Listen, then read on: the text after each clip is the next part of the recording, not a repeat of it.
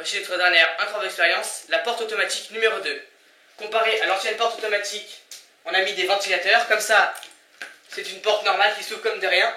Et bien sûr, si on ouvre trop vite, il n'y a pas tout le système qui s'explose. Donc pour la fermer, il suffit de l'ouvrir et elle se ferme toute seule. Les ventilateurs démarrent. Système entièrement électronisé qui s'arrête au bon moment.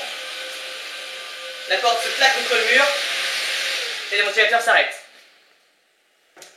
On ouvre et on ne pense même pas à la porte.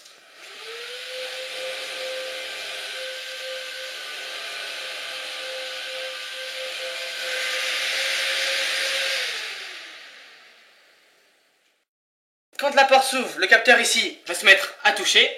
L'information va être envoyée dans l'unité centrale ici.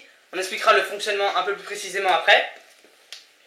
L'unité centrale envoie l'énergie au ventilateur, de quoi tourner pendant exactement 7 secondes, le temps que la porte se ferme et qu'elle se plaque contre le mur. Quand le capteur touche, les ventilateurs vont démarrer pendant 7 secondes précisément. Les ventilateurs se mettent à tourner. 7 secondes à partir du moment où ça ne touche plus. Et si une deuxième personne repasse, il peut pousser les ventilateurs. Et c'est reparti pour 7 secondes. Et si elle laisse comme ça, il va tourner à l'infini, tant que ça touche. Quand le capteur touche, même une dixième de seconde, le condensateur ici va se recharger. Le condensateur va se recharger donc immédiatement et donner de l'énergie à un transistor pendant 7 secondes.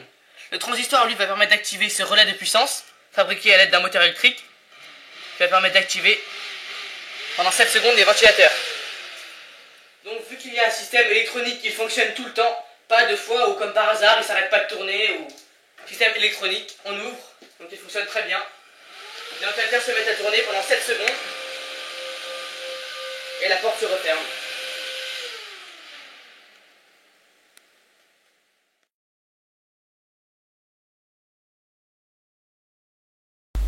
Voici le fonctionnement de la porte automatique.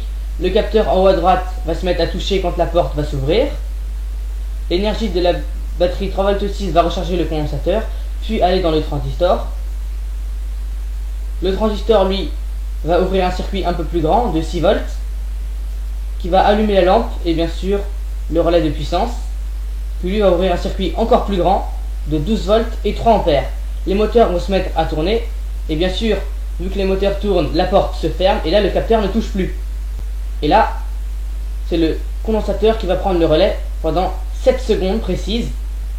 Il se vide progressivement dans le transistor, l'ampoule s'allume de moins en moins fort et le relais de puissance n'a bientôt plus de quoi fonctionner. C'est pour ça que le circuit va bientôt revenir à sa position initiale.